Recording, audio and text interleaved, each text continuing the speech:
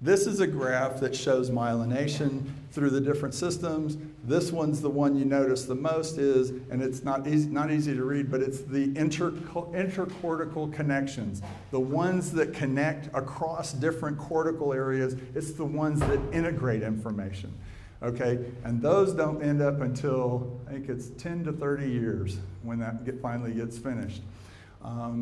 You know, myelination, the guys from, I loved it, the guys came down from NIMH, a guy named Jay Geed, and he was giving his talk, and he says, his great joke is, you know, who figured out first, you know, when the brain finishes getting myelinated and when it finishes, you know, its sort of organization. You know, before we had our MRIs and all that kind of stuff. And he loves to say, you know, who do you think it was? It was the car rental people. Okay? When can you rent a car? Anybody know what age? 25. And he says you can watch it on your graph, all their information that they put in, and you watch myelination. It's finished getting it all together, and it's finished line, and it closes all up here up in the frontal lobes and connects them all in at 25. All right. In other words, the stop and think and the decision making and those kind of things that you need to manage the rest of your brain are not in place till 25. My wife loved it. We get to keep them that long. No, we don't want to keep them that long. You know, Trey has to go figure out his own way before 25. But it talks about repetition continues to be important. Insight grows and grows and grows throughout this period. They get more and more insightful and have more and more impulse control, but you have a few 16-year-olds with poor impulse control. All right, and so and the goal for the parents is what? Be repetitious, consistent, follow through. Screaming at them and saying, you know better, you know those rules, we went over it before, what the heck were you thinking? Piles in on that kid's development. You're an idiot, you're a jerk, you're rejectable, you're no good, you're rotten. Whereas it's like, God, you goofed up again, you lose the car privileges for the next week. And then we'll start over again and see what we can do. And so having a set of consequences that happens over and over again facilitates learning. Being intense and angry and thinking you're going to come up with the moment of intervention that's going to fix this kid so they're never going to do it again, it's not going to happen. And so, and in fact, it'll make things worse. With the idea that the integration is going to happen, stop and things get better. One of my messages to my attention deficit parents of attention deficit kids is that there is a second chance. Okay, and the second chance can be, you know, when the front of the head gets more in place and the kid can say, you know what, I really want to go outside, I really don't want to be paying attention to this, but I also really want to make a lot of money. And so I'm going to sit here and study this so I can get a job. That will happen as we go down the road. This is something that's important to think about, the developmental windows, which is two different things. Some brain systems are not available until a certain time. That's our toilet training kid, okay? And so we're not going to be trying to make stuff happen until then. But then some brain systems must be developed before a certain time. That's the language. You know, if you want to have people learn fluent languages, get them started early, okay? Because if you start them at 18, you know, they're going to learn to say some words, but it's not going to be like a native. And so those are some ideas with the developmental window.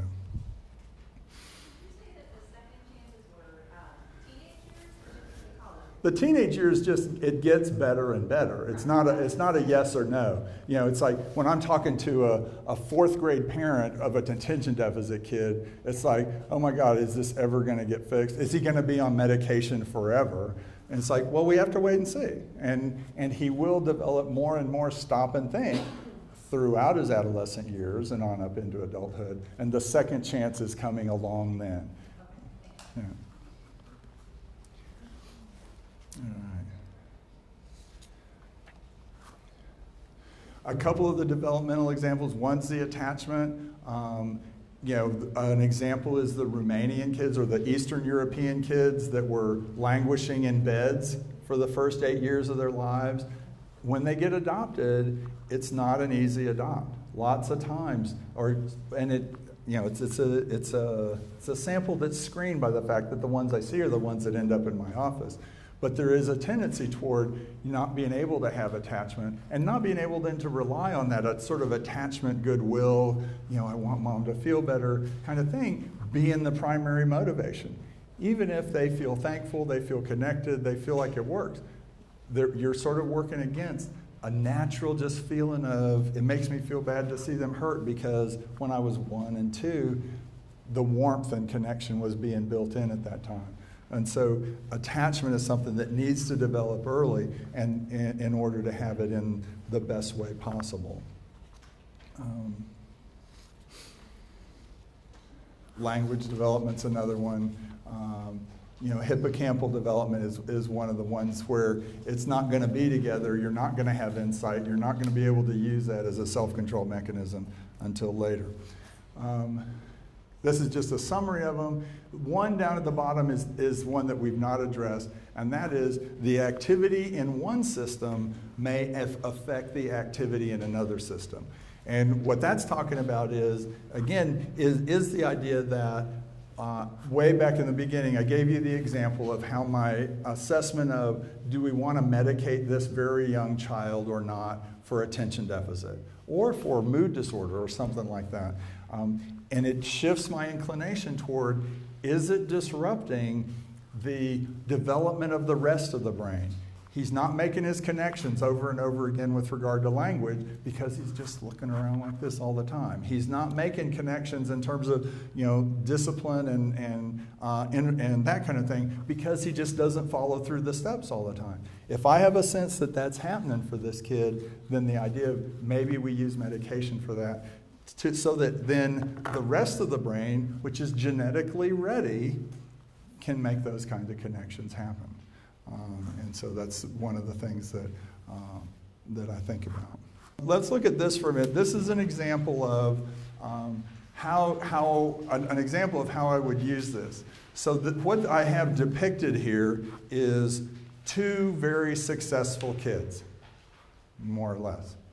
They both, in my depiction, have an executive functioning, and I'm especially emphasizing there the wish to do well. They're going to try to do well. They're going to, they really want good things to happen. The one on the top, look at that attention that I loaded in there. This kid has tons of attention. All right, this kid gets glued in, does their work all through the day. The first thing they do when they get home is they sit down and they start doing work again, and they probably even do some extra work after they've done the work they're supposed to do. And their integration system is average, okay? But they make all A's, okay? What do the teachers think about this kid? They love this kid. Oh, this kid is awesome. I wish I had 100 of them. Yeah, I know, she struggles with math a little bit, but she works so hard and then she gets it in the end. She is awesome. What about this kid? Okay, so he wants to do well. He has 0 attention. Okay, but his integration is out the wazoo. This is an incredibly bright kid. This is the kid that the teacher's thinking, I am going to catch this kid not knowing what's going on and prove it to him. He needs to pay attention. And he's looking out the window, and he even went to look out the window. He walked over there and looked out, and she says, Tom, what's the answer to this? And he has it every time. And so that's a different kind of kid. And it's just a quick example of what I'm doing with the brain, when I'm trying to think about it. And thinking about what pieces are working and what pieces are not. Excuse me? Yeah. On that thing, you know how you talked about how, if things aren't firing and making those connections, so for the child that doesn't have the attention, do you think that other kind of systems, networks have been created to allow them to maybe learn in different ways? Yeah, certainly what I would say for sure is happening, he just has such a rich set of connections in his brain that he integrates everything that comes in, but he's also watching this out here at the same time, and he's just sort of bouncing around looking at these different things, but he's still an integrating kind of kid. And so it's sort of happening in spite of the fact that he's not looking at it directly. I think some kids can do that. I've seen a lot of kids with ADHD, or more adults with ADHD, that have developed different learning things. Like yeah, right. But because they maybe have the genetic and the network development, and they're able to be very successful. Yeah, they're a really bright person, and then when they get to 25, when they get to 25, they're making decisions like, I'm going to put myself in a room with nothing around. Okay, they wouldn't make that decision at 16, but at 25 they do, and they start making good things happen. One guy I'm thinking about in particular, he comes in, he's running some office in a shipping company. He's in charge because he's really smart and he can keep track of all this different stuff. But what does his office look like? It's a wreck. All right, but I know where everything is, and he's just bouncing all over. And then he starts on medication, and all of a sudden his office looks great. But the real selling point was, and his wife comes in and says, I have a new husband. All right. He's one that will pay attention to me. Okay, as opposed to watching the football game and this and being online and doing something else all at the same time. And instead, he can slow down and he can pay attention. So the attention issue was still there, but he's a really bright guy, and so he's busy covering a lot of bases at once and never, always just there's too much in the air for him. So is the attention looked at, or is the lack of attention reported by those people who are wanting the attention, so to speak? In other words, the teacher's saying he's not paying attention, yet he is paying attention just to a number of different things. Well, and again, attention systems, we didn't go into the details of attention system. Part of attention, there can be hyperactivity involved with it. Part of attention can be distractibility. Part of attention can be lack of concentration. And so the kid looking out the window may be distractible, but whatever he concentrates on, he actually gets pretty quick because he can get glued in. He would be a kid, that if I bring him in and sit him in my office and test him, he won't look attention deficit. But if he had something with distractions going on, he would end up looking attention deficit because it's more of a distractibility issue than it is a concentration issue. So kids vary in what elements are not running. And I'm trying to think, we were just working with a kiddo. I'm working with a kid who seems pretty bright, seems like he's covering his bases in school, but he is all over the place. He comes into my office and he steps into my office and he does a head roll, and that's the way he enters my office, and that's the way he lives his life at home. And that's the way he lives his life in the teacher's room. It's like she did give him 2 squares to sit on and so she's working with him, but he's climbing and turning and twisting and doing, but he's still learning, all right? And the question is, do we want to do meds for this kid? And then my balance is, if I'm looking at my big picture, if he's constantly getting, no, don't do that, stop that, don't do that, stop that, don't do that, even if he's learning everything, he's having a constant implicit experience of you're wrong and bad and you're screwing up. Okay, do I want my kid to grow up with that? And so then we're considering medication, not because he's failing, not because he seems to be getting behind in anything, but because that activity level is bringing down so many negative experiences on him. I do the same thing when I'm consulting with parents about, do you want to do meds with your kid on the weekend? All right. Well, if you get on the weekend and he can roam around the house and he can roam around the neighborhood and he's got a good neighborhood and nothing goes bad, and you can corral him and get him to pick up his toys in the morning on Saturday, and everything works pretty well, then, let's not do meds, okay? But if what happens all weekend long is stop this, stop this, stop this, do this, why do you do that? You're supposed to stop, and everybody's intense and on his case, then doing meds on the weekend provides this kid with a set of experiences that builds a positive set of connections instead of a negative set of connections. Okay, so in your notes, you can see you get a little bit of a picture of where I go in terms of applying this in more just looking at my interventions in my practice. But we're not going to be able to do that at this point. I never am quite sure where we're going to get. One thing that I did add in there was looking at assessment. It's not in yours, and I'll just talk about that for a minute.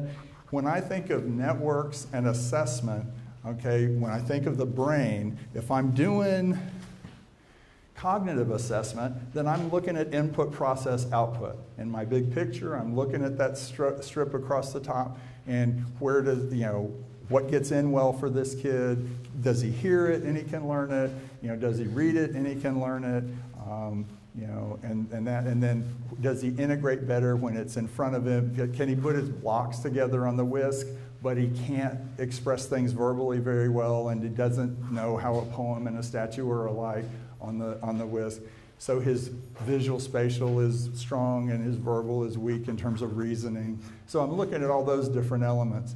When I go to the psychological stuff, if I do an objective questionnaire, again, which is a strong tendency in the schools, I'm getting ratings by parents for wherever it comes from, ratings by teachers, whatever they're thinking. But if I get objective questionnaires from an individual, whether it's a kid or an adult, okay, where am I intervening? An objective questionnaire means they're reading, they're putting words, and if it's just a selection of do behaviors happen, it's a very conscious hippocampal way of reporting themselves.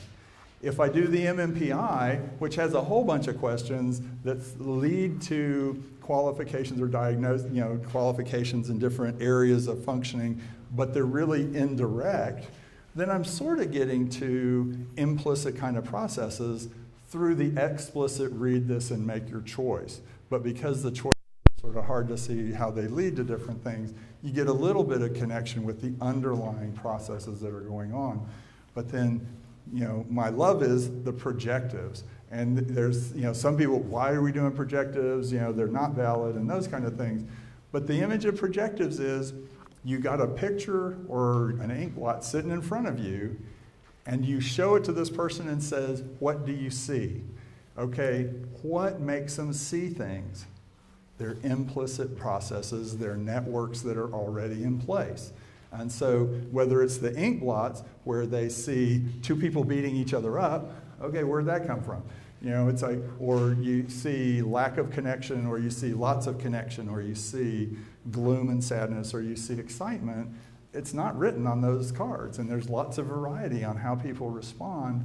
But what it's doing is it's giving the neural networks that are down in this brain an opportunity to influence perception. Remember I was saying that the networks, influence perception as it's coming in. Perception doesn't come in as a clean, you get all the stuff. You are perceiving based on your earlier experiences. And so projective techniques help us get in touch with those kind of aspects of a person's functioning in a way I think that can be pretty exciting, and in a way that the objective questionnaires don't get to. And so it's a really neat thing to see when that happens. The other stuff about what happens in some of the elements of my interventions and the ways I look at using the networks during my sessions and as we move through, the ways I look at anxiety and using, following anxiety to get to the core of what's going on. Those are some things that are written in there, but that'll just have to be for another story. Thanks.